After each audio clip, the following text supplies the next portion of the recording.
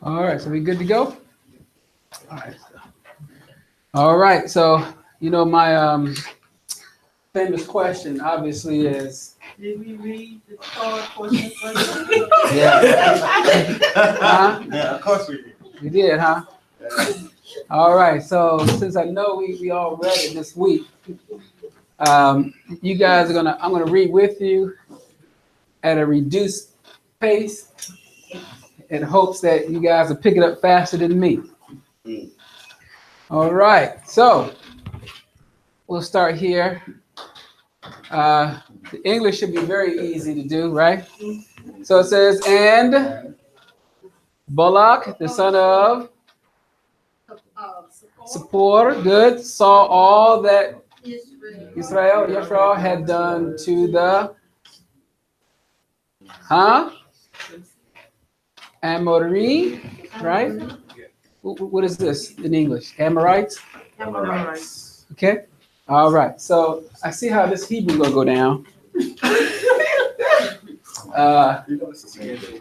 So let's. I want to try something with you guys, right? Remember last one, you guys were unsuccessful. So I want to try something. So instead of me just going this line really fast and rolling it down, I'm going to try something a little different. Y'all ready? So the first word says what? Yar, right? Right here. Yar, right? Okay. So then the next, and let me see if I can do this right. See if it'll work. All right. Which means, and he saw. All right. Next one is, it's the biggest Hebrew word on the screen. Balak. Awesome. I knew you guys saw that one, right? All right. And the next one is Ben Sipor, right? Ben Sipor means son of who? Support. Remember, going from right to left.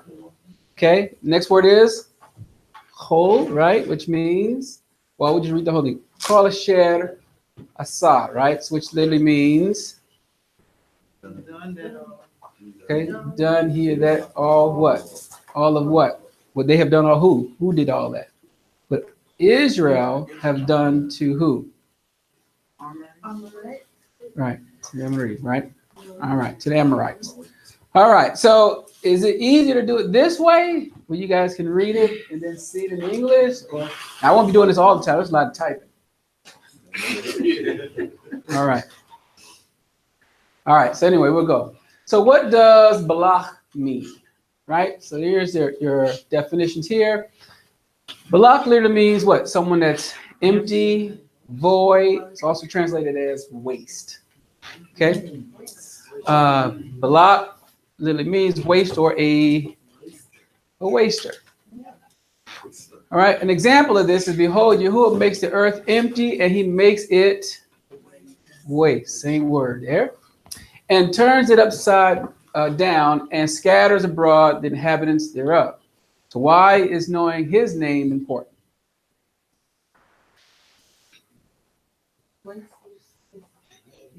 Okay. No because words. that's what he's going to do. He's going to waste, going to try to cause waste in Yasharal. Okay. So his name, Balak, will show in this parsha how he carries out his name. Okay. The mindset of Balak creates waste or emptiness or voids. Trying to circumvent what Yahuah has already ordained cannot be changed by mankind. So he's going to try to do this, which we're going to see that cannot be. You'll be wasting your time, if you will. You'll be trying to void yourself if you think you can alter or change what the Father has. And we're going to see that you can't do it. How about Balaam? Who is Balaam? Balak's going to be a servant that you say, like a prophet or something like that. Okay, so Balaam's a prophet. Well, he presenting himself as He's a one. prophet. He's a prophet. He's a prophet. We didn't say he's a prophet. I'm just saying, is he a He's prophet? a prophet. Okay. Anyone else can tell me about Balaam? Other than he liked to hit on donkeys? He's a very ambitious. He likes money, materials. He Okay. So, like fine things in life. okay, he likes some things, huh? He's trying to hurry up, get Was that he thing a as fortune fast. teller or something like that? Hmm? Like a fortune teller? A fortune teller? Yeah. He read into the future or he stuff like that. You read that? No, Oh, not a fortune teller, but okay. Okay, all right. His Mhm. his name is a two-part name. The first part of his name is a bet and a Lamed Baal, and it means a failure. And then the other part, is of the people. Right. So like means people. So he's a failure for the people, basically. And that's, again, we're going to see his name come into fruition. Okay, so we're pretty close. We'll see we'll see that in just a minute. We're gonna define his name in just a minute. 22:5 says he sent messengers thereof unto Balaam, or Balaam the son of Beor, and which is by the river of the land of the children of his people, to call him, saying, behold, there is a people come out from Mizraim or Egypt. Behold, they cover the face of the earth, and they abide over against me. Right. All right, so we'll see in a few weeks that his name and character will develop what is called the doctrine of Balaam. So we'll see that in a couple of weeks. Okay, keep that in mind. So as Aqua was talking about earlier, Balaam literally means, the first part of it means, Bel literally means no or not what? Not a people, foreigner. Okay. But I think you might go to the root of the word, which where I think he was sharing. Okay, but just understand, he's not it says not the people of the, which is right here, is implied, it's added. So it's really not people, foreigner, etc. Right? Then from here we go to as we share is he's a failure, and it's adverbial root. Right? Something that's least, no, not, nothing. Okay. So, and then in the Aramaic, it means someone that would do what? Okay. All right. So these people here, you're going to see that this is what they're going to be trying to do, but they're trying to do it in a way that they think is going to please Yahuah. See what I mean? So I want you to take a note that the people, Balak and Balaam, they're doing things where they want to include the Father in the process, right? So are you saying that they acknowledge that? Right. They all acknowledge, but they want something out the deal.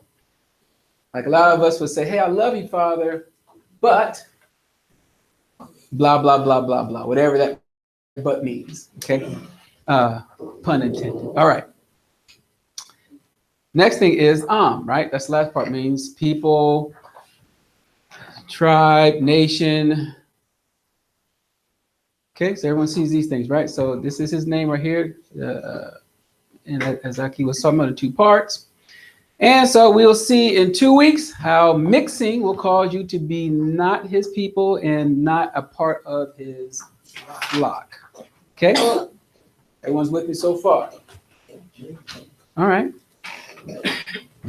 All right, so since we can't get rid of that top bar piece, we'll keep going. Why was Balak worried about Israel? Why was he worried about Israel so bad? Well, I mean, they're not coming to take their land. Well, in it, he was worried about, in a way, when he saw that it was there and as a massive people, he was worried about what he had. What is the Father going to do to take his stuff away and give it to his people. Okay. Anyone else? They're worried there was too many of them. Okay. Why did he need to worry about that? I mean, they ain't taking his land. Because he's a king. You know how they are. Okay. All right. So let's see. All right. So it says, because Israel conquered the nation that defeated them first. Remember the Amorites. Well, they're the ones that defeated his people. And they're like, wow, look at these people here. And now it looks like, hey, they're coming to take over my land. But again, there was no communication. He didn't go out there and communicate. He assumed that that's what's going to happen. That's what we usually do. Okay. See somebody mighty in that. Right. So what's the understanding when this starts to happen? Chaos? Okay. We're going to see. Distrust. 22:3 says, and Moab was so afraid of the people because they were proud. Okay. And what else? It says was distress. And what does that say in Hebrew there for distress? Why you? Go ahead. I know y'all want to say it. Why you cox? Okay. Why you cox? Because of the children of Israel. So these first two things I want you to pay attention to. One is rob, right? As some would say rob, right? For many or multiple. And another one is for distress, right? All right. Numbers 6 says, come down, therefore, I pray you, curse me this people, for they are too mighty. What's that word for mighty? Atsum. Okay. For me, peradventure I shall prevail that we may smite them and that I may drive them out of the land. I don't want them near me. Because why? So not only are they many, not only he feels that, hey, distress, what else does he say? Right, because he sees that they are what? Mighty. Okay, so we got our three words, right?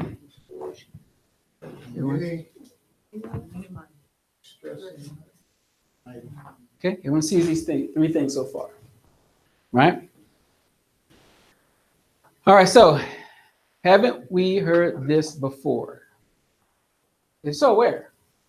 You say where? Oh, yeah, a lot of people. Canaanite king. Yeah. So Canaanite king that took over Egypt. Still there when we first came to the sojourn. Almost. You was almost there. He had one foot in the door. Pharaoh. See, he was almost there. One foot was in the door. You let the elevator get the other one. All right. So when Israel was in Mitzrayim or Egypt, the Pharaoh feared the same three things, right? That this king feared. They were many, they were distressed, and they were mighty, right? So because of these three things in both stories, they caused their nation to contend with Israel. Now, I want you to understand that's going to happen again, right? As Israel wakes up, and you're in a nation, you start becoming many, and you're multiplying, and you start distressing them. Now they're going to look at you as something fearful, something that, you might look like you can cause some problem. Man, look at that. Now, when they were in Mitzrayim, yeah, it's over there. Go ahead. That's strong. Show it. When they were in Mitzrayim, they didn't have an army. Mm-mm. They didn't have any military force or might, but they were considered to be mighty. That's that. So, in the same regards, it can happen now. We're in our various locations scattered. We don't have any military might per se, but because when we started to rise up and we started to make ourselves known, the people could become distressed, or the nations could become distressed. And say these people are mighty, mothers get up, rise. Oh yeah, they're going to see it's going to happen again. But these patterns, remember we were reading a couple of weeks ago, all the stuff we read is because these are cycles. It's going to happen all over again. All right, so here it is in when it was in Mitzrayim, Shemot or Exodus 1:9 says, and he said unto his people, behold, the people of the children of Israel are more and Okay, the mightier, right? It says, and come and let us deal wisely with them, lest they what? Multiply, right? Here, bay, you can see right here, it's the root of that word, and I forgot to give you this one here. Assume you see it right here, right? Then it says, and it come to pass that when there falls out any war, they join also unto our enemies and fight against us, and so get them up out of the land. Therefore they did set over them taskmasters to afflict them with their burdens, and they built for Pharaoh treasures, cities, Python, and Ramses. But the more they afflicted them, the more they multiplied and grew. And they were what? Grieved. Remember, distressed, grieved. Right here, right? Well, Kutsu right there says, because of the children of Israel or Yisrael. Okay. All three is there in this story and in the past story. All right.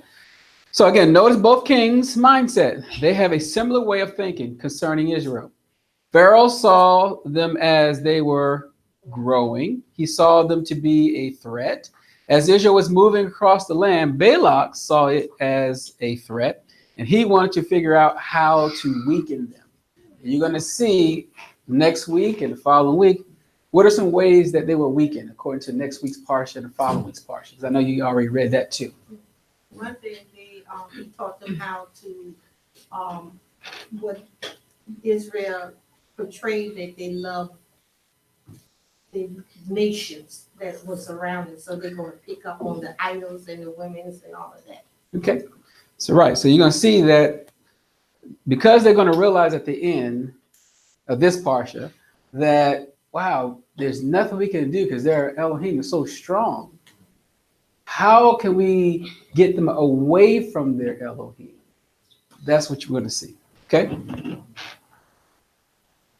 All right. So 23:7. So here we go. Balak knew of Yahuah. What type of mindset did he have? Okay. So 23:27 says, and Balak said unto Balaam, come, I pray you, I will bring you unto another place. Peradventure. And then he says, it will please who? It'll please Elohim that you may curse me them from there. So what is he thinking? I know the Elohim. I know the Elohim, and I know that if I take you to this other place, that's where he's going to curse them. Let's go. Is everyone with me so far? All right, so note how Balak is thinking. Maybe if I show Elohim what I see from a different angle, he might be persuaded.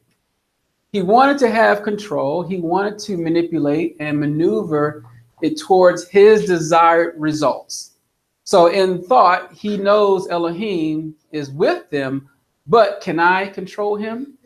Okay, of course, Balaam knew this would not work, right? So did he know that? Of course, we read in 23:8 where it says, how shall I curse whom Elohim has not cursed? Or how shall I defy whom Yahuah has not defied? So he already knows this, right? This is 23:8. Here it is 23:27. He's basically saying, okay, Balaam is already good. Balak is thinking, hey, I'm king and I can do what I want to do. I just need him to see it my way. If he can see it my way, I want him to bless me and curse them. All right? Is everyone with me so far? All right. Verse 17-20 says, and when he came to him, behold, he stood by his burnt offering, and the princes of Moab with him. And Balak said unto him, what has Yahuah spoken? And he took up his parable, Mishal, and said, rise up, Balak, and hearken unto me, you sons of Zippor. Elohim is not a man that he should lie, neither the son of man that he should repent. Has he said, shall he not do it? Or has he spoken, and shall he not make it good? Behold, I have received commandment to bless, and he has blessed, and I cannot reverse it. It's not possible, right? So the minute the Father sets something out, that's it, right? So everyone with me so far? I keep this in mind. So Yahuah is stating that he is not like mankind who wavers and changes their mind. Okay, so what he said, he will do. Okay, keep that in mind. All right, so understanding verse 21. I had a question about this here. So it says, he has not beheld iniquity in Yaakov or Jacob, neither has he seen perverseness in Israel. Yahuah Elohim is with him, and the shout of a king is among them. What does it mean, beheld iniquity? No, he's not beheld any iniquity in Jacob, and neither seen any perverseness in Israel. What does that mean? I thought we was reading this whole time how bad Jacob was and how bad Israel was, and what does this mean here?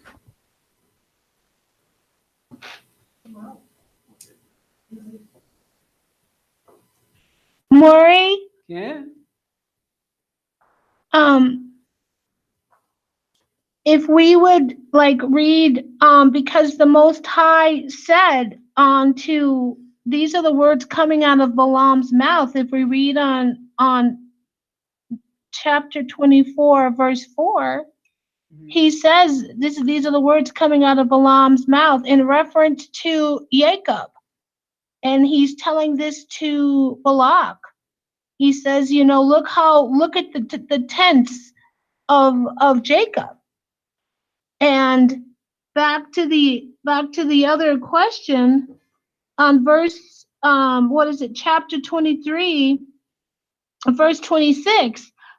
And Balaam basically said unto Balak, basically, haven't I told you all that the Elohim spoketh, I must do this. Right. And because the Most High had not seen anything that he had blessed Jacob and he had blessed Israel.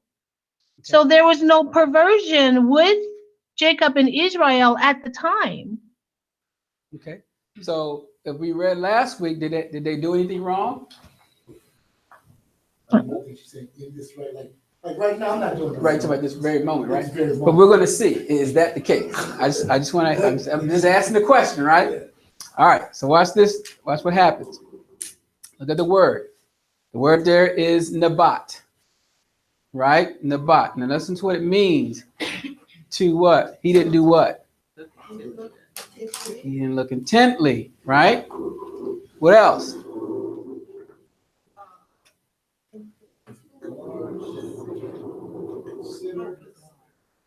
Okay, so this word here is this word right here. So when he did not beheld iniquity, what is he saying? He did not beheld iniquity in Jacob.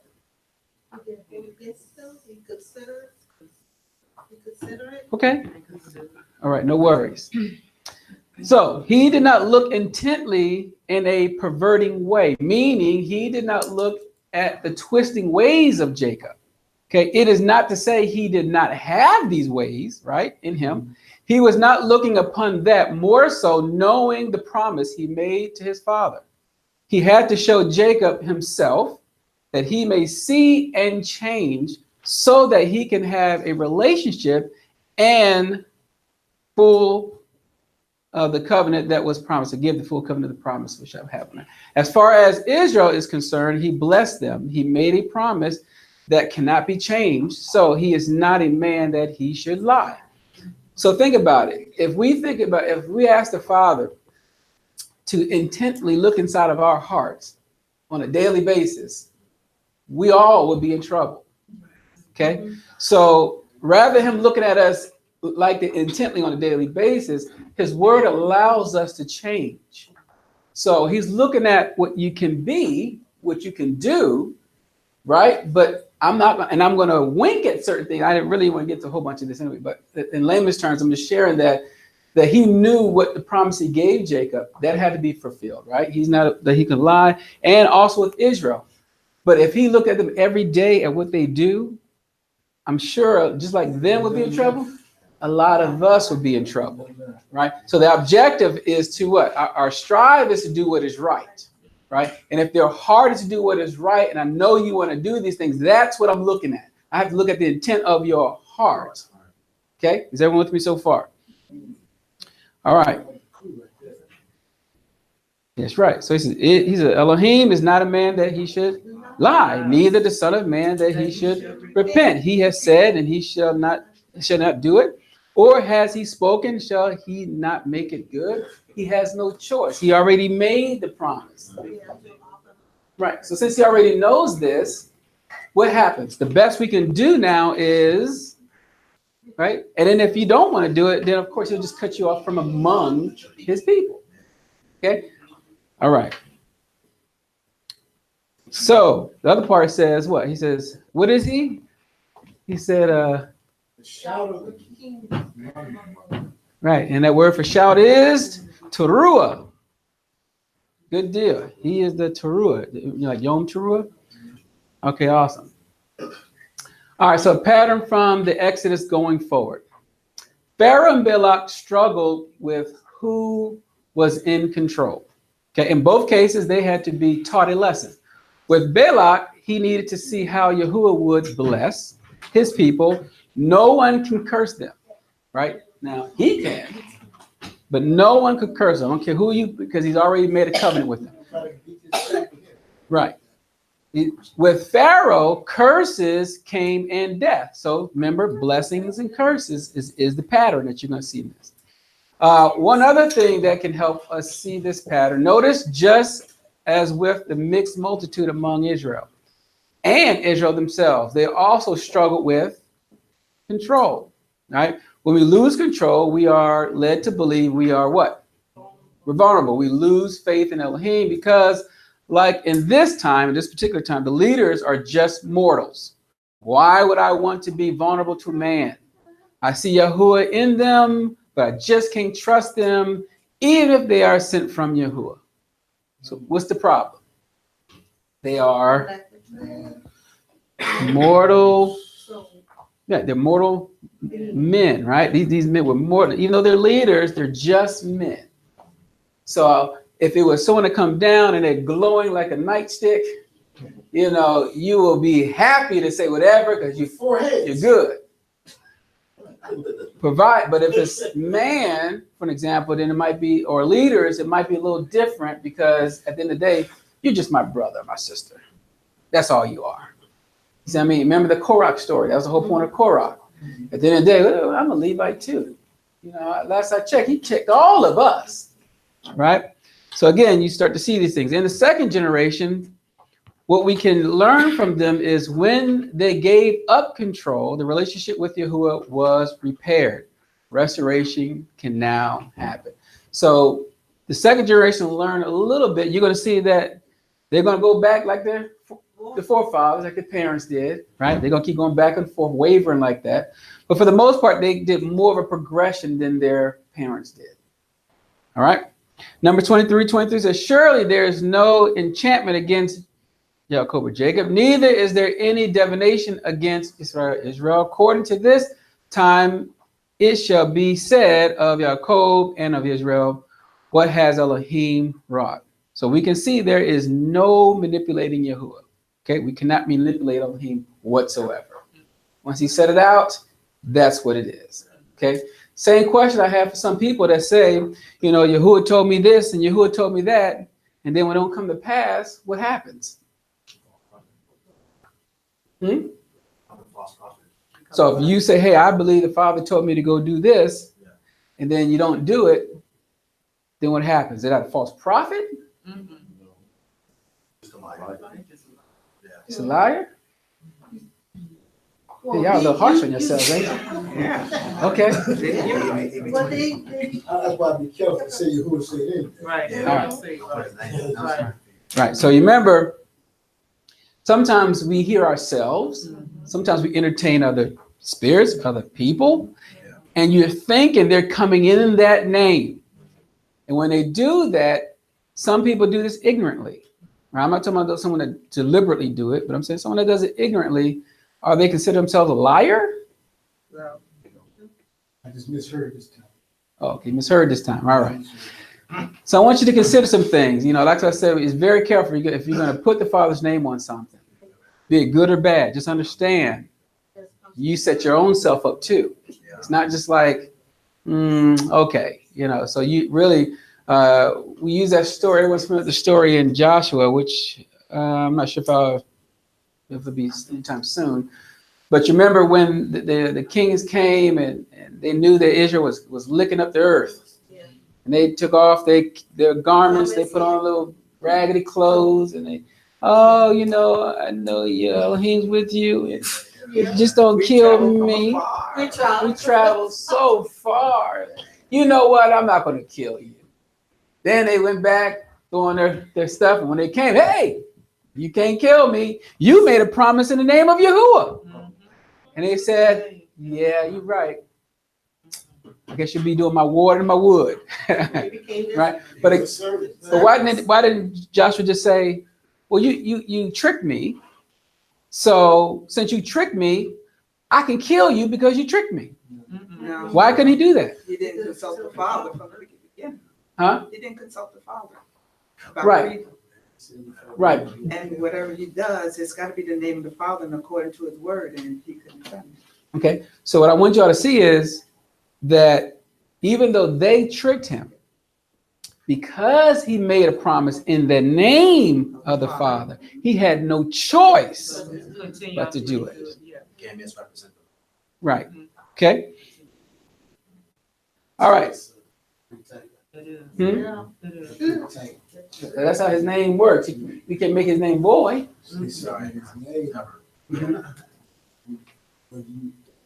Whether it happened or not. But he was deceived in some way or not. Mhm. Once it comes to that, you gotta do it. Right. Mm-hmm. Yep. Have no choice.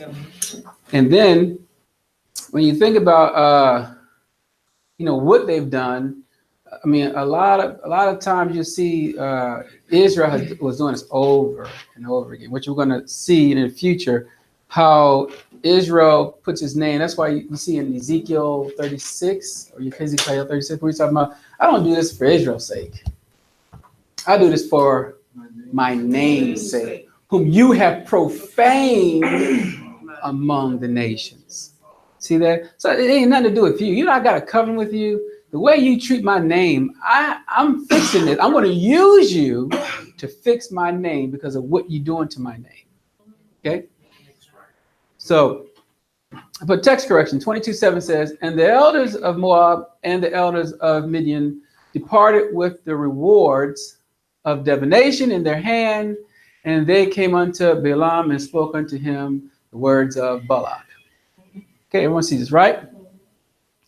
All right, you anyone have anything different? Everyone agrees? All right. Yeah. All right, so here it is in the Hebrew here. Right? Did anyone try to take a okay, all right.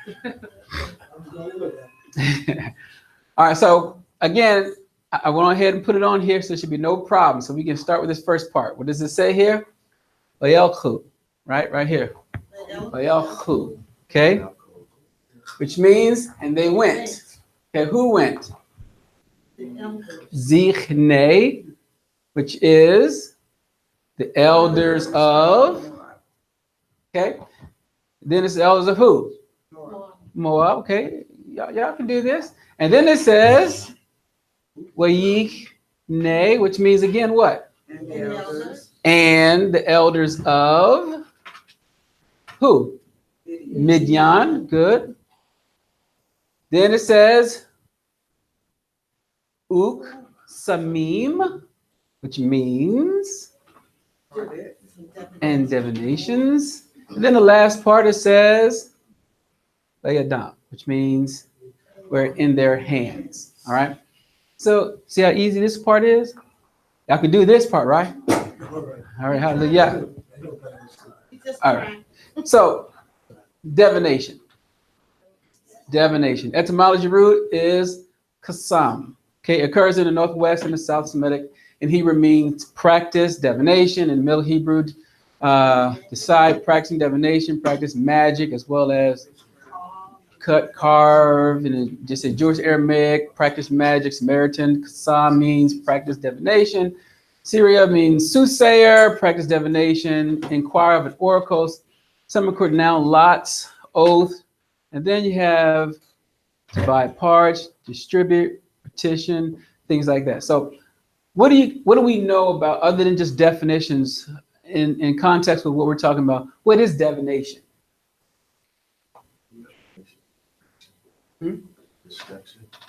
Discretion, Destruction. destruction. So divination is destruction. Witchcraft. Divination. Um, When you guys looked up divination, what comes to mind? evil. Conjuring something up. Okay, conjuring something up. I promise you, I'm not trying to trick you in no form or fashion. Magic, Okay, magic. spells, soothsaying. Witchcraft. Okay, all right. They might think I'm tricking them somewhere. All right. We know that Balaam is a diviner, right? Joshua 13:22 specifically says Balaam also the son of Beor, the soothsayer. That's exactly what he is. Mhm. He's hired for great. So he says, and he said unto them, lodge here this night, and I will bring you word again, as Yahuah shall speak unto me. And this prince of Moab abode with Balaam. Right? So Balaam brought his divination with him. We're going to see how he was using divination, even trying to talk to the Father. So you're saying some type of instruments. Right. Like Right. bones, Well, crystals. I don't know what he used. I just know he's using some divination to communicate. But it's going to be, it's none of those things. I'll tell you what it is in just a minute. Actually, it's going to be on here, so I don't want to spoil Is it. it, when he was doing, he set up all those altars? We're going to see. Okay. We're going to find a good try, though. All right. So we make Balaam different from the rest of the diviners is he wants to incorporate Yahuah into it. Most of them don't do that. Sound like a lot of stuff that was going on in Christianity. Yeah. So just keep that in mind that that's how this goes down, right? Oh, yeah, he was saying, I wouldn't say nothing that he would not, if he can tell me. Right. He didn't tell me, so I'm not going to do it. Let me do some things. So I'm saying he's going to be mixing stuff.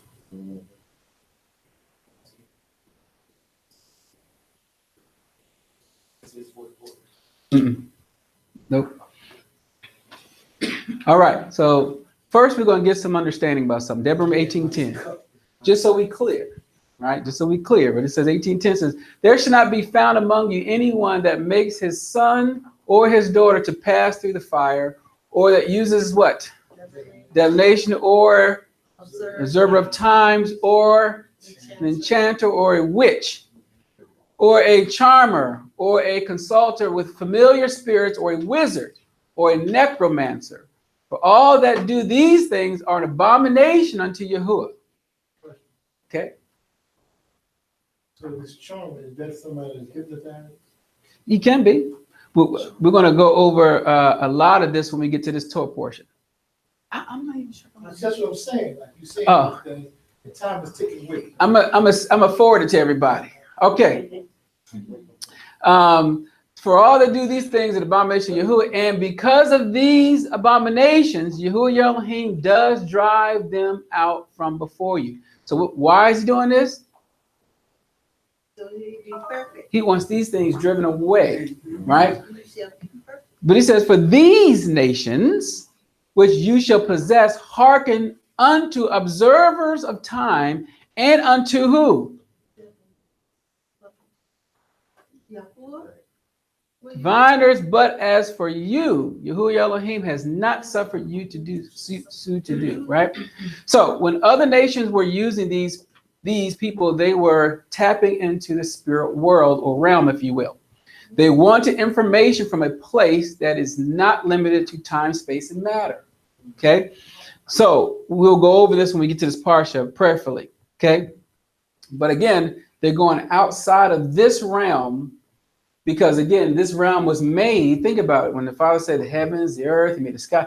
Man, he made this for mankind. He didn't make this for a spirit. Right? They have a different realm.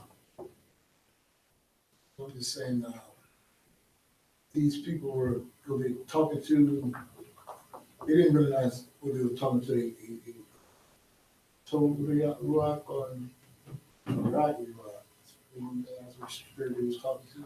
Yeah, they do. So there is remember we were talking about a couple of years ago, we're going to do a part 2 to spirits. right? And how that works. Meaning, let's say fallen messengers, demonic possessions, how that work, and how some of them even tell you their names. Okay, and so they're letting you know who they are and what they desire from you. There's like a contract agreement. You know, they just don't jump in and possess, so to speak. There are some things that you must do or entertain in order for this to happen. So I think my dad might have did that lesson, didn't he? He did something with spirits. Okay, all right. So I'll leave that to him. So I think he'll do that lesson. Man, you know see how the Father works? My goodness, Father. All right. So what we can see, however, is Israel always wanted what? Its mediator. They always wanted that. Remember what happened at Mount Sinai, right? According to all that you desired of Yahuah Elohim and Horeb, in the day of the assembly, saying, let me not hear again the voice of Yahuah my Elohim. What did they ask? They didn't want to do what now? They didn't want to hear his voice. He says, neither let me see this great fire anymore that I die not, because they were scared. And Yahuah said unto me, they have well spoken that which they have spoken. He said, it's well spoken. Okay, got it.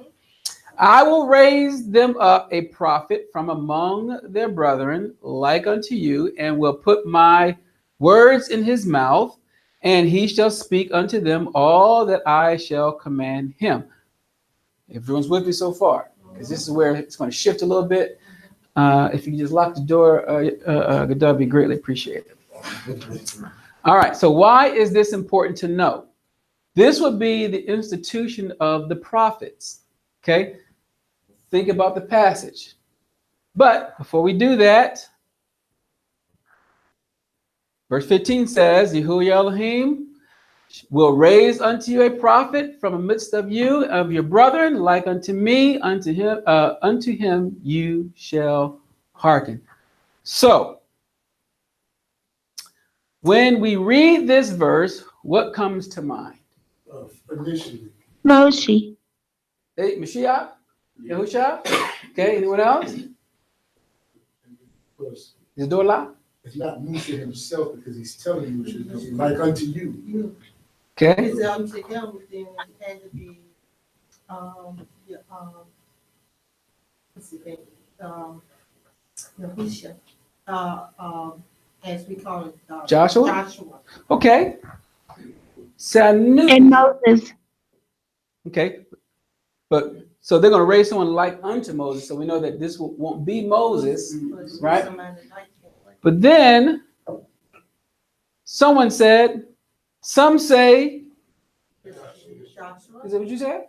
Yeah, that's what That's why I said you was in my ruach. I heard you. I said it out loud. But this cannot be correct. All right. I accept that. Right. But the reason why is because why? He was already appointed. He was already appointed. Right? Give me chapter and verse. So, remember when he already told, because of what Joshua and Caleb did, and because of this things that he's going to lead them, and there was no need for him to someone raise up anybody when he's already done. all right. Okay. All right. So keep this in mind. Now, this is the part where we're going to have some questions, right? So we say it speaks of Yahushua Mashiach. Huh? Okay. All right. So this was not directly speaking of Yahushua the Mashiach, but that he would appoint one that will set out to accomplish the work or works needed to hear his voice. In the Hebrew, there is no definite article here. Okay? Raise unto you a prophet, not the prophet. How would we know this? Okay? All right.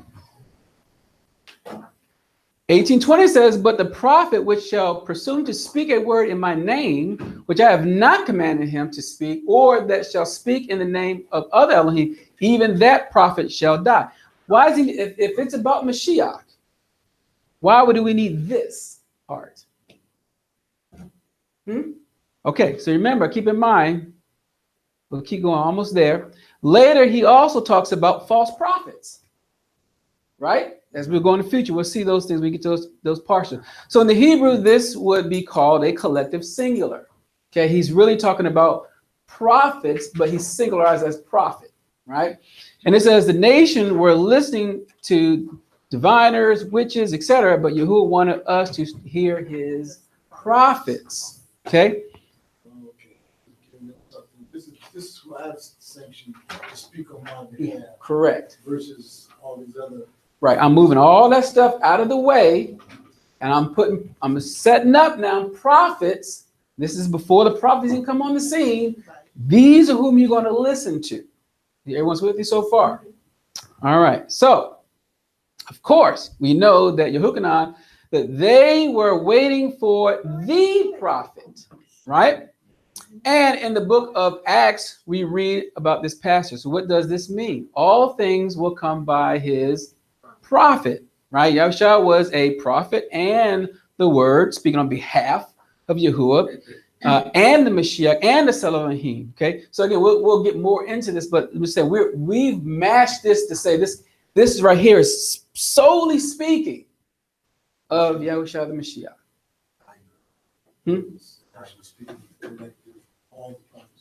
Right.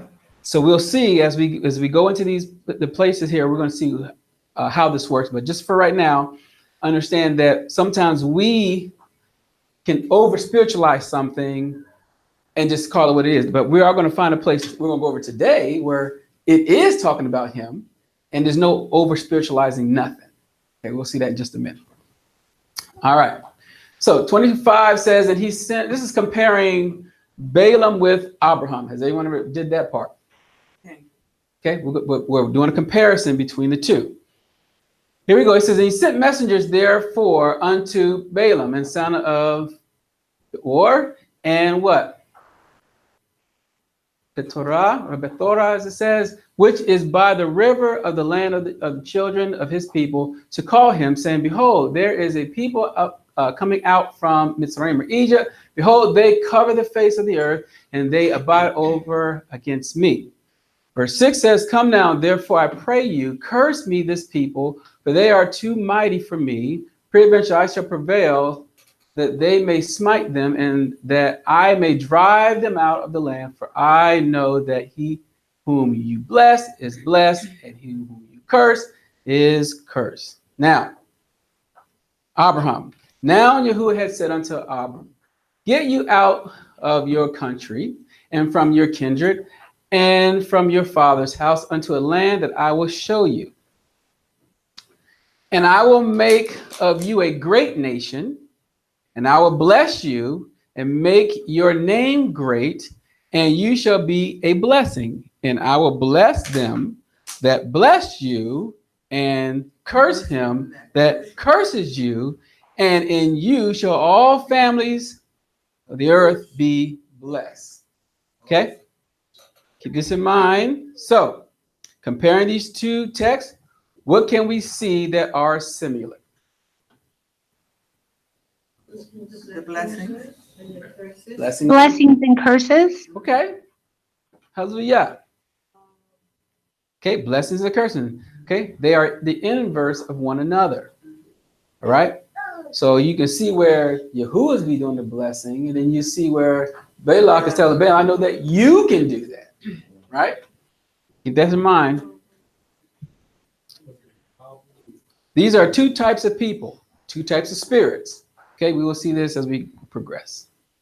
All right, so 21 and 22 says, back to the Balaam. And Balaam rose up in the morning, and he saddled his ass, and went with the prince of Moab.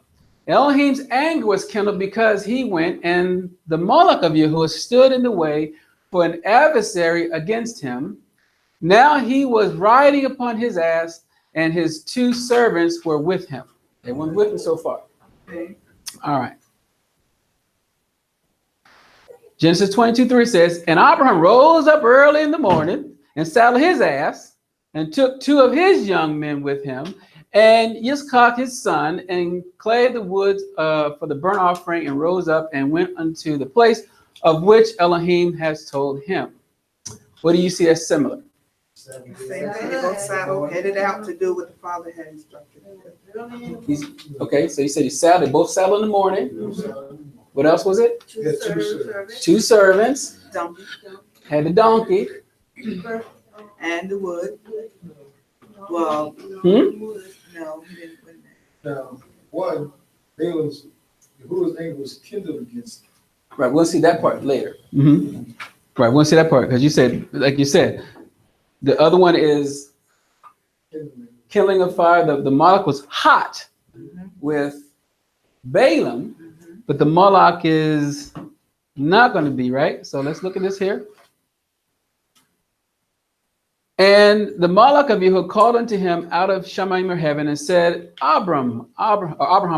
And he said, Here I am. And he said, Lay not your hand upon the lad, neither do anything unto him, for I now know that you fear Elohim, seeing you have not withheld your son, your only son, from me. Okay? So in both connections, both are on a similar journey, right? Also, how the Moloch of Yahuah dealt with Balak versus Balaam. How did he deal with them? Okay?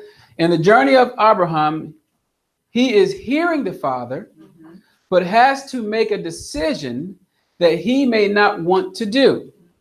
When Yahuah wants you to do that, you may not want to do it. I'm speaking of us today. What will you do? The challenge is, would I admit to myself, is this what is really being asked of me? Because that's the first thing you got to do. You have to talk to yourself. Will I allow myself to obey him? That's the next part. Okay. Or will I deceive myself in trying to obey him? Probably that last one. Okay. So you see the difference here, right? You first need to make a decision yourself. In myself, I have to make a decision, right? And once I make that decision, then you stick with that decision, right? Or you do a decision, but you're really on the ropes with it. You're really deceiving yourself. And then you're just forcing yourself to do it. It'll never work. Okay? Is everyone with me so far? All right. So now let's take a look at what was told to Balaam.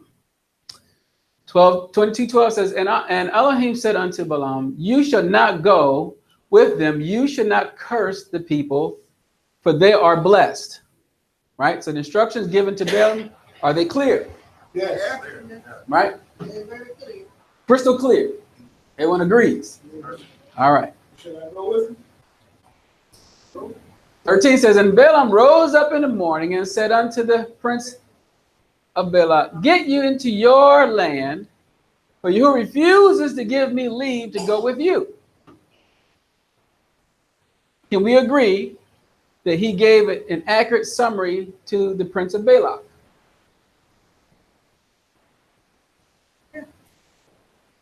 Told him not to do.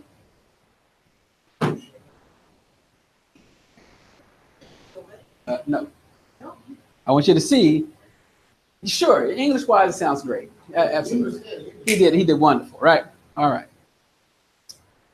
The word there, me'an, right? Did you hear anywhere he says he refused to do anything? That's the only part. He said refuse. That was the only wrong word to use. Okay, right. He said the word refuse means unwilling or is withholding me. Go back, Balak, and let him know. I mean, go back and go let Balak know. Another way of saying this is Yahuah might let me go, but he is holding back. Oh, I got you. Go let Balak know. I can't. He's refusing for me to go. If you could just do something. Thank you. Okay. We need $1 more $1,000. You gonna release this annoyance? Right. Got it. If you just do this, we can close. That's not believe it. It's believe it. That's all we need. Okay. So remember, this same word is back in Joseph's story. And it came to pass after these things that his master Zishai, his wife, cast her eyes upon Joseph. And she said, lie with me. But he what? Refused, right? The main, see where my aim right here. And said unto his master's wife, behold, my master knows not what is with me in the house, and he has committed all that he has to my hand. In other words, you know, I can't do this. This is not an absolute no. What he said, I could do it, but that's not exactly. Right. But I'm not going to do it. In other words, there's a possibility, but I'm refusing to do it. You have the ability to refuse it. Right? Balaam is basically stating that Yah said he was refusing to let me go, but not in a way that they think he's saying it. In other words, you're going to see why he goes back and he brings people more honorable, and then you're going to see what he has to say after that. In other words, he starts building a case. Okay? All right. So go and tell Balak that Yahuah is struggling to let me go. He is refusing because of something, is the underlying understanding. So watch what happens. And the prince of Moab rose up, and they went unto Balak and said, Balaam refuses to come with us. And Balak sent yet again princes more and more honorable than they. So did the messengers get it right concerning Balaam? Absolutely. That's why he sent him some things. Okay, he got Balaam right. All right.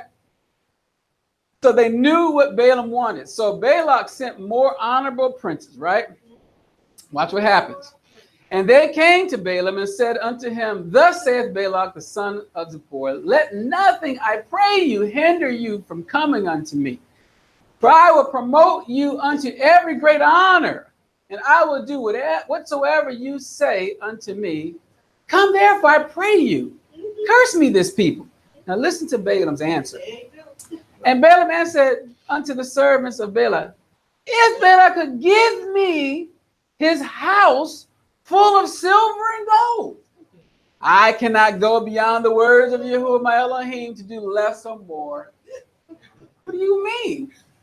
So you got to ask yourself a question, right? Would you say, good job, Balaam? You stuck to your guns. You honored the words of Yahuah. Notice how detailed Balaam was concerning what he wouldn't do. But it added details he wanted wealth.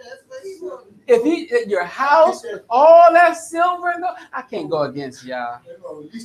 I can't do this. So it gets worse, but watch what happens as he continues. 19 says, Now therefore I pray you, tarry you also here this night, that I may know what Yahuah will say unto me more. So I thought it was already clear. So you notice, he said, hey, you know, it's just a whisper. Right. Well, he's not struggling. He knows exactly what's going on. No, he's not struggling at all. He has a plan. He's trying to. It's like an auctioneer. He's trying to get, you know, this is why Yahuah gets angry, because I want to ask, why would he tell him to go right after the fact? Because you're going to see Balaam on the outside was one way, but on the inside, he knew that, can I benefit off of this? Maybe if you do this way, and then I go to Yah, and maybe Yah can see it my way too. Okay? We're going to see this in just a minute. All right. 20 says, And Elohim came unto Balaam at night, and said unto him, If the men come to call you, rise up and go with them, but yet the word which I shall say unto you, that shall you do. So why did you tell him to go? Think about it. He told them to go. I'm sorry, Moreh. He told Balaam to go when the men come unto him, but the Most High did not give him the words to say unto them. Right. He didn't give Balaam the words that he was supposed to have received from the Most High. So the Most High is very upset. He said, yeah, you can go, but I have to give you the words. And he didn't. Balaam just took off with the men. Okay. So we're going to see that he first made a decision, Mhm. right? Remember I said right here, think about it. Yahuah already made it plain. He already- Balaam really wanted to go. Mhm. Okay, so in him, he already wanted to do something, the very thing Yahuah didn't want him to do. He wanted Elohim to change his mind. He did not admit to himself what was really being asked of him. Remember the question earlier, will I allow myself to obey him, or will I deceive myself in trying to obey him? Yeah. But you know, Yahuah told him if the men come, Mhm. the men was already there. Mhm. So why did he leave? Because if the men was already there, it should be a third set of men coming. Mhm. Well, it'd be a little bit different, but for the sake of time, just understand that Initially, the father told him not to go. And Right. he did That's not right. listen. right. It's almost like Manipulated. you say the father tells you don't do something, That's right. but you really want to do it. And you keep it's like you It's take your a own child, will you got to your do. child, and they keep bugging you, and at some point, I don't care. Here, right? But you are upset because he keeps bugging you, or especially if you're on the phone with the person you want to talk to, on the computer, on the job, a bill collector. You might give a good reason why you can hang up on the phone on a bill collector. But outside of that, the point is that you notice that it will anger you and you get tired of hearing it, then you want to say, go and do something, right? So just keep this in mind. 21:22. And Balaam rose up in the morning and saddled his donkey or his ass and went with the prince of Moab, and Elohim's anger was kindled because he went, and the Malach of Yahuah stood in the way for an adversary. The word there is Leshatan, or as we would say in English, Satan. Okay? Against him. Now he was riding upon his ass, and his two servants were with him. What do you mean he stood as a Satan? He was enticing. He stood to harm him. He stood to smite him, to kill him. Right. But most people look at this and say, why would you use the word Satan or Satan? Right? So I want you to get out of the mindset. We're going to talk a little bit more about it in just a minute when we define it a little bit more. But sometimes we don't think about this here because in the English it says adversary. But when you hear Satan, automatically you think, Devil. that's the devil. Oh, sir. Right? I want you to keep that in mind. So we're gonna revisit this. It's gonna come back again. So for right now, just keep that in mind. So with Abraham, he expected the command. He accepted the command. He humbled himself and made himself ready to hear Yahuah. Balaam deceived himself, lied to himself. He thought he could manipulate Elohim. Outwardly, he said, I cannot go beyond the words of Yahuah my Elohim to do less or more, right? So see, I am a righteous man, but inwardly he was lying to himself. Oh, yeah. He wanted to downplay or change what Yahuah said, especially if you have some desire that you want out of the deal. It will boil down to ego. Okay, so if I take myself out of it, I can hear him clearly. If I'm in it, it can be distorted. Okay, because you want to put yourself into this because there's something you're looking to get out of it. So even if it's something that looks a blessing, oh, this is a blessing. How can I benefit from this blessing? You see what I mean? All right. So I want to say sorry up front here. My disclaimer. I'll be lightly comparing behavior of a female and a male to a donkey. Okay? Okay. All right. Now, first one, female, right? The word there is atone, right? Atone. This is what they call a she ass or a female ass, right? Over here is the word is chamor. This is a male ass, right? All right. Now keep this in mind.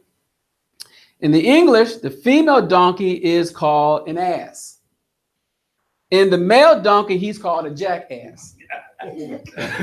All right. That's a good distinction. That's actually true. Why'd you capitalize? Why'd you capitalize? Huh? You said what happened? Yeah. Yeah, that makes sense, Moreh. It's exactly right. If you look in the Old English before 1619, this is true.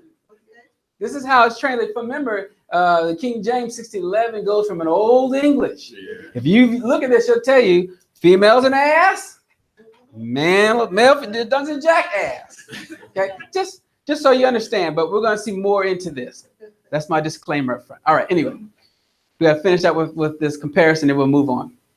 So then he said, "By myself have I sworn," saith Yahuah, "for because you have done this thing and have not withheld your son, your only son, that in blessing I will bless you, and in multiplying I will multiply your seed as the stars of the heaven, and as the sand which is upon the seashore, and your seed shall possess the gates of his enemies." Abraham says, "And your seed shall all the nations of the earth be blessed, because you have obeyed my voice." So there is a 3-part blessing, because he did not withhold his son. Okay, but also did not withhold his heart. So he says, "I will bless you and multiply your seed as the stars of heaven," right? Could be likened to what? Meaning the stars can be likened to the Shami Melkim, but that'll be another topic. As also the sand which is upon the sea. That's the first one. The second one is your seed will possess the gates of his enemy, right? Third one you read says your seed shall all the nations of the earth be blessed, because he obeyed the voice of Yahuah.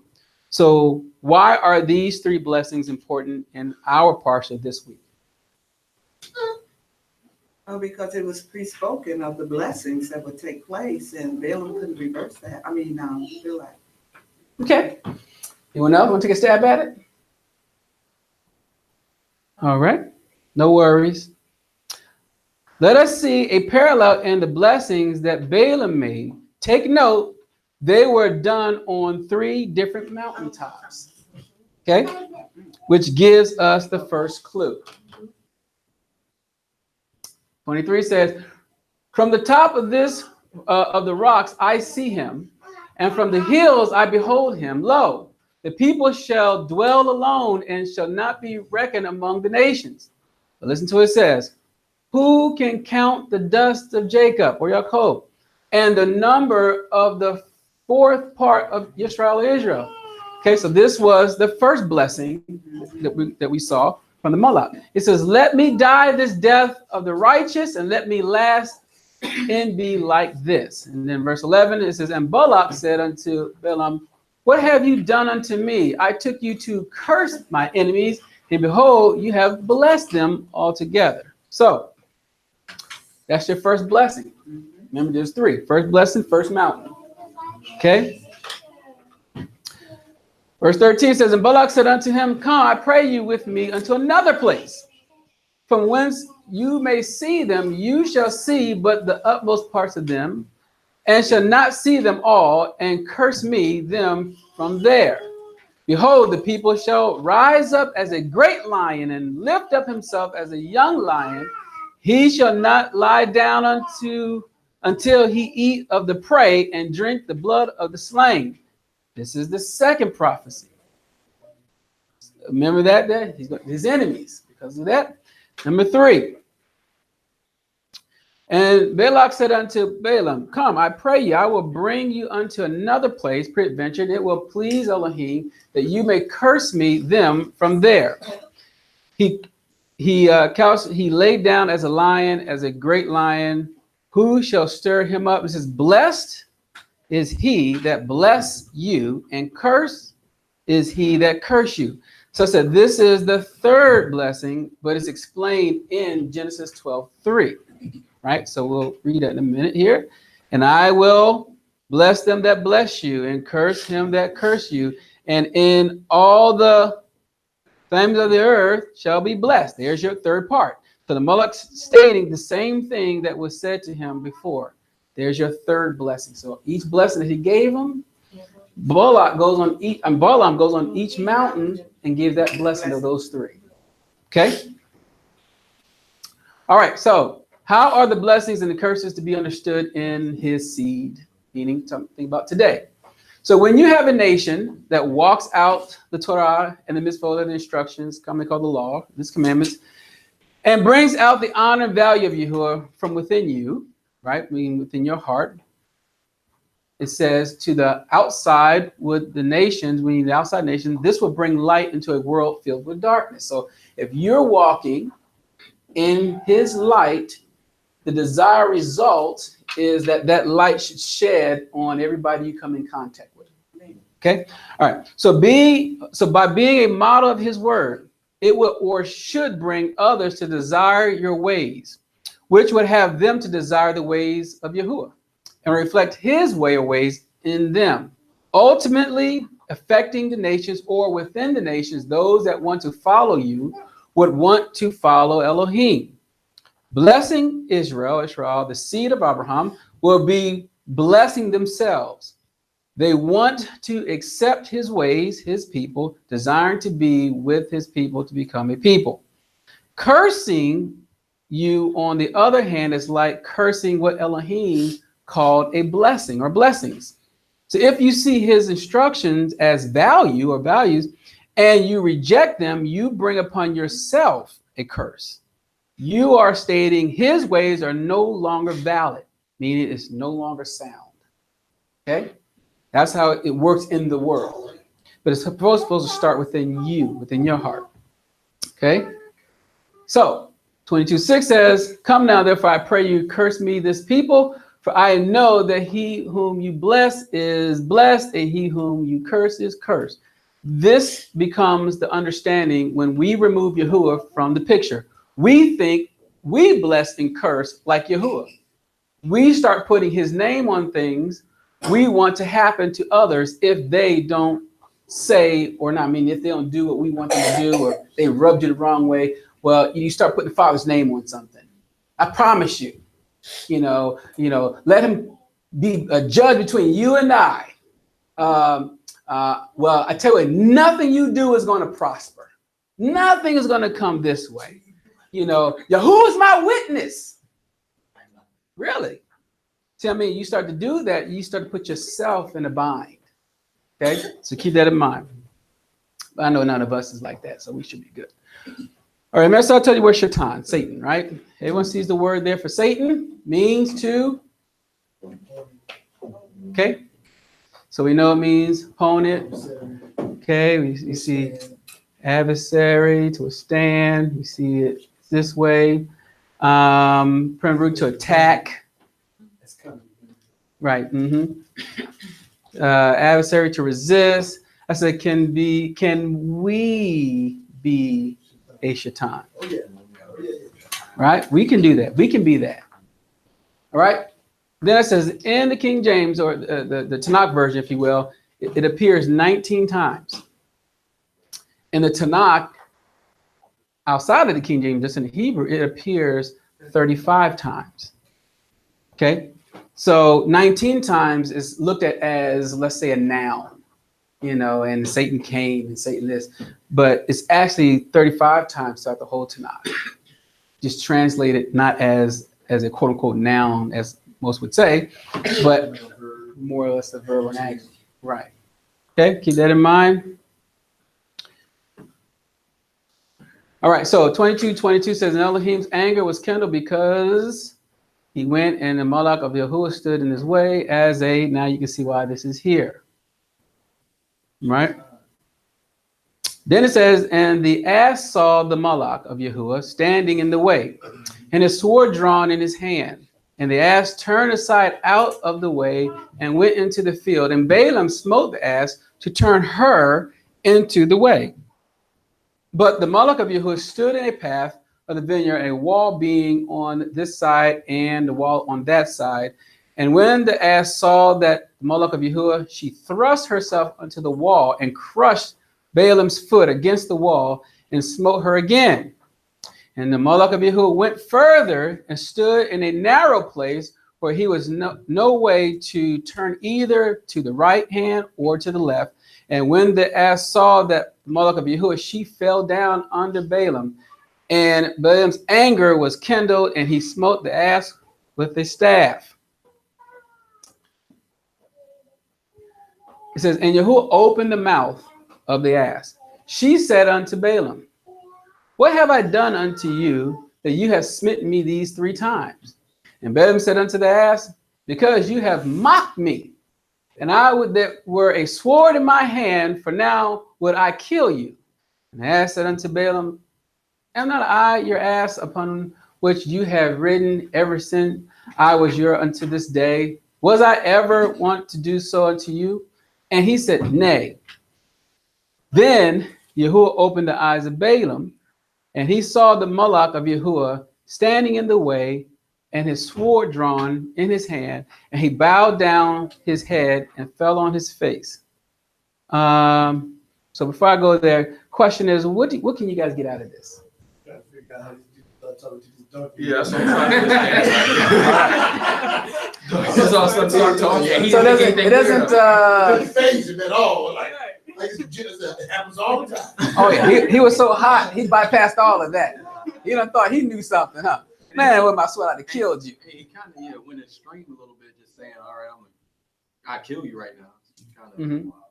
Okay, so there's going to be more to this. So remember I told you I'm paralleling male and female with donkey here. So what can you get out of this? Well, the female was protecting him. She was very protective. Okay. I think he was blinded by his own lust. He didn't even realize he was talking to a donkey and all this stuff was taking place. Okay. He had a lot of adrenaline, huh? Testosterone was rising in him. Okay. So notice the needing of the eyes to be open. So I put it for men and women, really brief. I said, in many cases, men can get tunnel vision.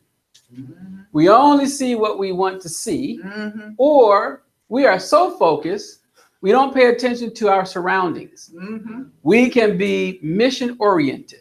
Okay. That's all I see. I care less about what's around here. I'm on my way. Okay. Women in general are not like that. They can focus, but they tend to observe what's around them, how they are looked upon, what they think of them. Okay, what others think of them. They worry about things in a way that men do not. This is not a bad thing to a degree, depending on the situation. They tend to not jump into things right away. In the faith, they may. Okay, but in relationships or things like that, not so much. They are thinkers. I said both can be stubborn. Both can have a hard time bending. And both can be stiff-necked. So I put what is needed. All right. So notice the ass eyes were already open, but her mouth was not. Notice his mouth was open, but his eyes were not. Both needed the Malach of Yahuah to open them up in a way that they both could communicate. He was so focused on what he wanted that he lost spiritual sight. The ass wanted to talk but could not, even though she saw danger. Tell me what you get out of this picture. You're talking about communication. Okay. Lack of communication, for sure. Okay, lack of communication, no communication, if you will. In some cases, how to express. She could not express. She was seeing the danger she was seeing. He couldn't understand why she was not obeying before when he wanted her to go forward. Okay. So let's think about it more. Let's just say in relationship, could it be that the man is so a certain way that he ain't even hearing her anymore? Okay. Now, she can't say anything, but she's trying her best to express, but he's got to a level that he can't even see what she's even trying to do, because he's so much doing a lot of this and less trying to see. Verse here is a woman, she can do that also, but she also can be angry and then open her mouth neither. Even though she sees the danger, she can let that person go down into the hole. Is everyone with me so far? Okay. Oh yeah, because it never says that she went here or nothing, she just was moving. She was trying. She was trying with most actions, but she never Right. made Because a sound. so think about it. her trying to do right could irritate him, right? Go ahead. Apparently, she's never ever done this before. Right. Right? And he didn't notice, or she do it all the time. If she do it all the time, then You gotta break that neck. I'll be like this. Break that donkey neck, put her to sleep. Yeah. Let me get some water. Go ahead. What's wrong with you, Dave? Because you don't normally act this way. You never did this to me before. Right. So I would be concerned and say, well, hold on, what's bothering you that you don't want to go forward? But like you said, he was focused on his own desire. Right. He had tunnel vision. All he saw was what he wanted. He said, I've never done. He admitted that you never did this before. You always obeyed. But he couldn't. He didn't dawn on him that you never did this before. What's wrong with you today? But notice when they started. Notice when they both started communicating, something started to happen. Right. All right. So what can we learn from this situation? We just talked about that. So what we see and speak must be pleasing to Yahuah. We must communicate in a way that creates righteousness. Not saying there will not be disagreements, but must have order, right? Okay, well, how could she have done differently? No. What I'm saying is you can see a message in it. Not so much. Oh, okay. This is because I don't want to say the woman is an ass. Oh, all right now. I'm saying that what can you glean out of the picture? Yeah, I understand. But if she's done all she can do, if we will use that scenario, she's done everything, right? The next thing's going to come where when the Malach is going to open his eyes and say, I would have saved her and killed you, right? So that would be the answer for that, though. So we know that, again, it has to be about his word. Okay, got to be about his word. So listen to what he says. So, and the Malach of Yahuah said unto him, wherefore have you smitten your ass these 3 times? Behold, I went out to withstand you. I became your shaitan, your adversary. He said, because your way is perverse before me. So the point of it, because of his ways was perverse. He was on his way with a perverse, he was leaving. I'm doing this in Yahuwah's name. But he really wasn't. His heart was not right. It was very perverse, right? So he says, and the ass saw me and turned from me these 3 times. Unless she had turned from me, surely now also I have slain you and saved her life. I would have saved her life. And Balaam said unto the Malach of Yahuah, I have sinned, for I knew not that you stood in the way against me. Now, therefore, if it displease you, I will get me back again. And the Malach of Yahuah said unto Balaam, go with the men, but only the word that I shall speak unto you, that you shall speak. So Balaam went with the prince of Balak. Okay. All right. Verse 38, 20-30 says, this is the high places. Now, you know, of course, you're on these mountains. It says, and Balaam said unto Balak, lo, I am come unto, have I now any power at all to say anything? The word that Elohim spoke in my mouth, that shall I speak. So now he learned his lesson to a degree, right? 41. It came to pass on the morrow that Balak took Balaam and brought him up into the high places of Baal, that there he might see the utmost parts of the people. And Balaam said unto Balak, build me here 7 altars and prepare me here 7 oxen and 7 rams. Just, we're not going to talk about today, but just understand this Baal worship goes way back. Okay, this is why he had to do certain things, and Israel kept falling into that trap. But anyway, verse 2. And Balak did as Balaam had spoken, and Balak and Balaam offered on every altar a bullock and a ram.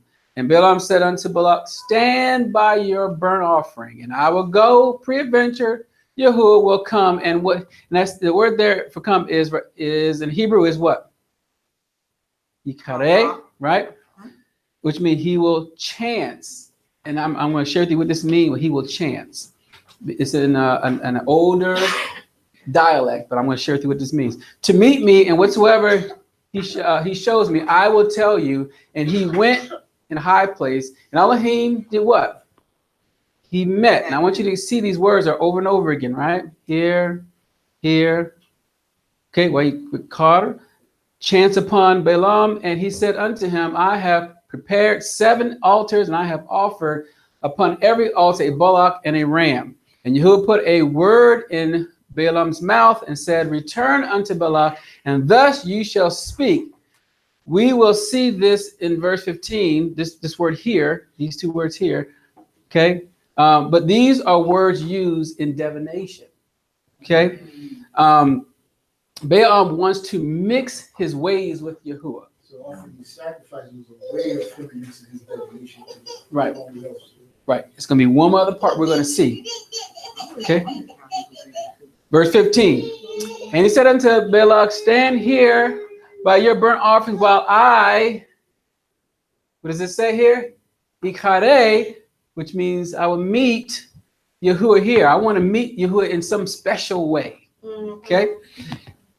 24:1, but look what happens. And when Balaam saw that it pleased Yahuah to bless Israel. Now who sees this? Balaam. He went not as at other times to seek for. See what he was doing before? He kept seeking enchantments. I got to figure out how to do this. He said, but he set his face towards the wilderness. And Balaam lifted up his eyes and he saw Israel abiding in the tents according to their tribe. And what happened? Spirit of Elohim came upon him.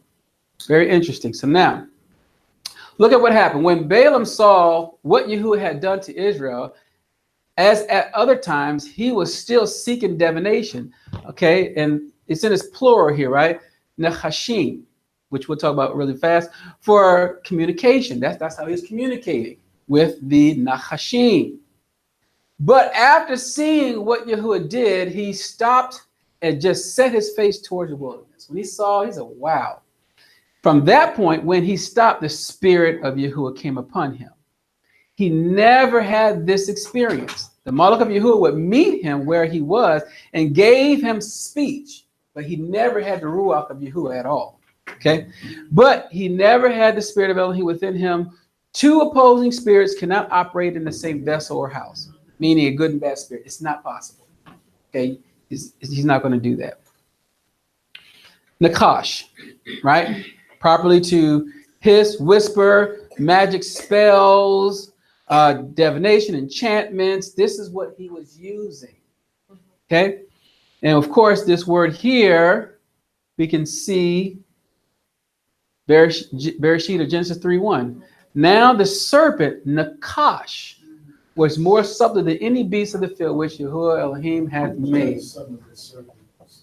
So some type serpent, seraphim, or some entity, he was enchanting to get this information. Remember, I kept telling you this stuff, it really goes deep into getting into the other realm. We won't talk about that today.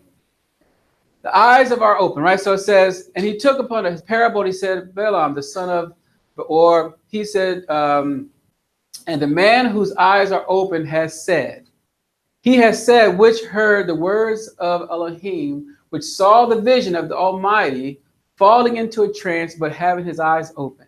How goodly are your tents, O Yaakov, and your tabernacles, O Israel. Yeshua. Drop down to verse 16, it says, he has said, which heard the words of Elohim, and he knew the knowledge of the Most High, which saw the vision of the Almighty falling into a trance, but having his eyes open. I see him, but not now. I shall behold him, but not nigh. There shall come a star out of Yaakov, and a scepter shall rise out of Yashrael, Israel, and shall smite the corners of Moab and destroy all the children of Shet, or the Tumult, children of Tumult. Okay? So I want you to see this is a prophecy of the Messiah. There's no getting around this. Okay? And so much so, well, we have to talk about the star. That's why it's very interesting to talk about how this works. Anyway, notice how Gentiles are seeing prophecy. Those being used to wake up Israel. We can see this in a prophecy of Mashiach. Your eyes would need to be open to see this revelation. Just as Balaam needed the spirit of Elohim, so do others to see who Yahushua is as well. Okay?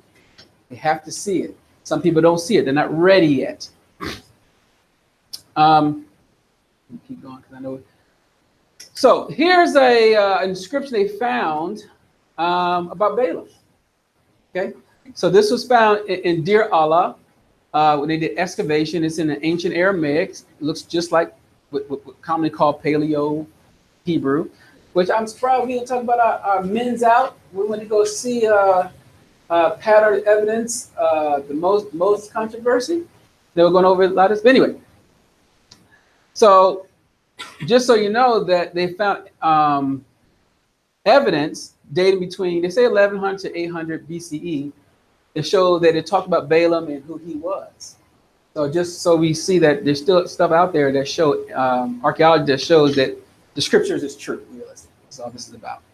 All right, so you guys can take a look at it, but this is what it has on there in the paleo right there, and then it's been translated over here, in the description and things like that. So I'll keep going from here. All right, so what Israel will look for in the future. Okay, so we're closing this thing out. And Adam or Edom shall be a possession. Seir also shall be a possession for his enemies, and Israel shall do valiantly. Out of Jacob and Jacob shall come he that shall have dominion, and shall destroy him that remains of the city. And when he looked on, who's this? The Amalekite, right? So this is Amalek. He took up his parable and said, Amalek was the first of the nations, but his latter end shall be that he perish forever. And he looked on who's next? Hakani, which is the Kenite, right? And took up his parable and said, strong is your dwelling place, and you put your nest in a rock. Nevertheless, the Chani shall be wasted until who? Ashur shall carry you away captive. Question, who is the Kenite? Who is his descendant? No? Yeah, most people would say, most people would say that. I'm just saying that's not true. Canaan. Okay, great. So they are a subgroup of the Midianites. They are Midian? Yeah, they're a subgroup of the Midianites. We'll see that in the next Parsha. Okay, they will be showing up in the next Parsha. We will see how they were successful with cursing Israel. They saw that Israel had a powerful Elohim. They thought to cause Israel to commit idolatry, leave their Elohim and worship theirs, also with whoredom with their women, right? So we're closing out here. I just want to read the closing parts here and we'll be finished. And Israel, Yeshua abode in Shittim, and no, I didn't cuss. And the people began to commit whoredom with the daughters of Moab. And they called the people unto the sacrifice of their Elohim, and the people did eat and bow down to their Elohim. And Israel joined himself unto Baal Peor. And the anger of Yahuah was kindled against Israel. And Yahuah said unto Moses, take all the heads of the people and hang them up before Yahuah against the sun, that the fierce anger of Yahuah may be turned away from Israel. And Moses said unto the judges of Israel, slay you every one his men that were joined unto Baal Peor. And behold, one of the children of Israel, Yeshua, came and brought unto his brethren a Midianite woman. And look how he did it. In the sight of Moshe and in the sight of all the congregations of the children of Israel, who were weeping before the door of the tabernacle of the camp. Where? Man, this is off the chain.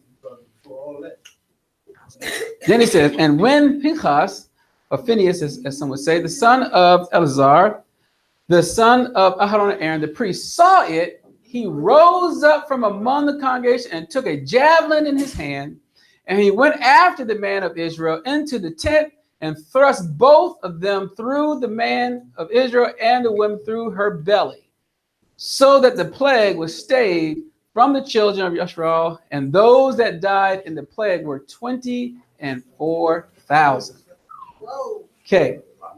Why did Pinchas do what he did? So I put the law was told by Moses to impale the people, right? But why were the men going into the women? Look what happens. In the ancient customs, this is being done even today, okay? In order to have a relationship with their Elohim, they would have to have intercourse with their women, like Wicca and some other stuff. The woman would be the goddess and the man the god. When they would come together, it would be a picture of Baal having sex with his sister, okay? Which also is the wife Ishtar, okay? This was the ritual for joining their mighty one or their god. To Prince, princess, both rulers in there. Mm-hmm. All right. So, yes, Charlotte. Huh? Yeah, any questions? I know, I was just trying to say. All right. Awesome. Great. Remember, ignorance is curable. However, foolishness is fatal. All right. All right. I got a question, Lamadyahu. We closing. Oh, go ahead. I got a question. Go ahead, Aki. We're talking about divination, and I had asked a question when Yahuah was dialoguing with his brothers. He mentioned about a divining cup, and that he was a diviner. I'm sure it's not anything to do with demonic spirits, but what was that? You talking about right? So you're talking about the cup, but I'm saying how it was. Well, so that's what I told him. I really would like to say. Let's first go back to the Hebrew of that part. That's why I said it's a little bit more to it than that. It's just it doesn't really say it like that. So okay, so that's a bad interpretation when they wrote it that way. Yeah, but I'll just send it to you. It's no problem. Okay. Yeah. Okay. I will redo it. I'll put the scripture on the screen to go through all that. It'd be easy just to give it to them because I think for their discussion, they're just trying to figure out what was happening. Tell me yours. Yeah, but I can just send it to you. Okay, that'll work. You have my email? Oh, I was gonna do it right on the thing. Okay. Oh, okay. Yeah. Well, you can just okay. put it on, okay. you can just type it right on the Zoom. But I thought you guys were gonna be talking about it on Zoom, so that's why I was wondering. We might. Well, we'll probably talk about it. I'm sure someone will be able to give me a good explanation. Oh, okay. Okay. Well, yeah. Just send it on your just put your email on the Zoom, and we'll just write it down. I'll send it to you. That'd be no problem. All right. Anyone else? Was Balaam also a counselor for Pharaoh? Was Balaam a counselor for Pharaoh? Yeah, I didn't know if he was one of the I'm getting this from the Sefer, so from one of the extra canonical books, like if he was one of the counselors to Pharaoh before the children of Yashrael left during the Exodus. I mean, there's a possibility. I mean, I don't know if that's true without, like I said, maybe the Sefer says that. Nothing against the Sefer. Just which book are which book are you referring to? Not Jasher, are you? That's a fair question. I need to study more to show myself approved on that question. Okay, no problem. You know which book it was, or you're not sure? It may have been Jasher. That's quite a lengthy book, and I know it's controversial. Yeah. Well, there's a lot of parts of Jasher that's been. What's a nice way to put this? So there are parts of Jasher that's realistic, and there are some fragments of Jasher that's even found in Dead Sea Scrolls. But the Jasher that most people are using today has a lot of added material. That's the best way for me to say it. Okay, thank you. I want to watch out because I don't want to deal any of that pseudepigrapha or mixing doctrine. I like Balaam, I certainly want to avoid that and seek the truth. So, hallelujah. Thank you. No problem, Akeem. All right, anyone else? All right. All right, that's it. We'll stand and close. And I guess you can turn the Facebook is done. All right. You want to pray us out, Aki? Caleb? I know you've been just yearning to pray us out one time, Aki. I appreciate you. Hallelujah. Heavenly Father, we come before you on Shabbat, asking for forgiveness for our sins. You continue to guide us and keep us throughout the rest of the week. That you help us continually keep the commandments, keep your laws, keep your statutes, and that we enjoy this food, fill us up, send us on to in the name of your son, Yahuah, I pray. I mean, hallelujah. All right, so the brother's giving his I mean, so he